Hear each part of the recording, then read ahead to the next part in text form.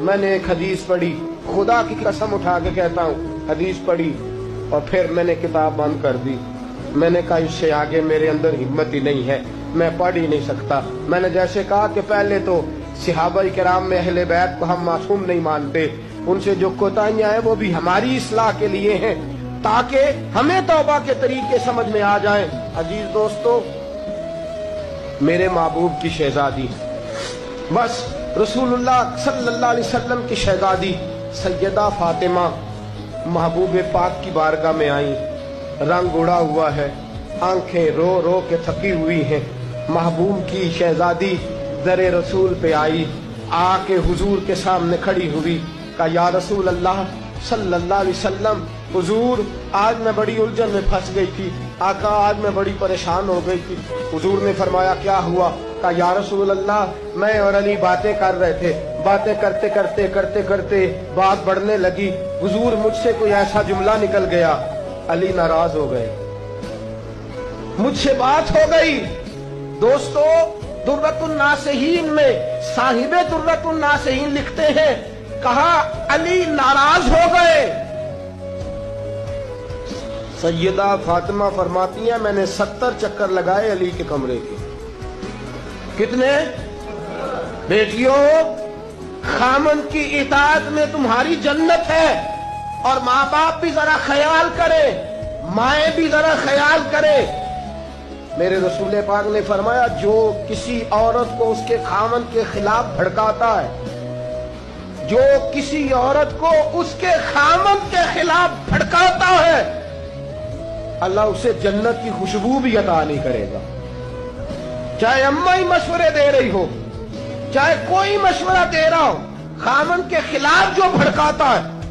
سید عالم صلی اللہ علیہ وسلم کی صاحبزادی کہتی ہے میں نے 70 چکر لگائے، سونیا میں نے علی کو راضی کیا۔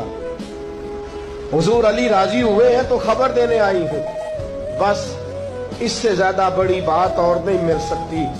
دل کے کان کھولنا، ذرا جاگنا، ذرا اٹھنا، ذرا ٹیک چھوڑنا، ذرا غور کرنا، یہ کیا جملے بول دیے میرے رسول نے۔ حضور نے فرمایا فاطمہ، یہ وہ فاطمہ ہے کہ جو جنتی عورتوں کی سردار ہے، یہ وہ فاطمہ ہے جن کا دوپٹہ اگر کبھی واضح ہو جائے تو سورج منہ چھپا کے نکل جائے، یہ وہ فاطمہ ہے کہ صبح قیامت آواز آئے گی، نبیوں ولیوں غوثوں کتبوں ابدالو گردنیں جھکا لو، نظریں بند کر لو، محمد کی بیٹی فاطمہ کی سواری گزرنے والی ہے۔ الفاطمہ تو بدعۃ منی، الفاطمہ تو سیدۃ النساء اہل الجنہ۔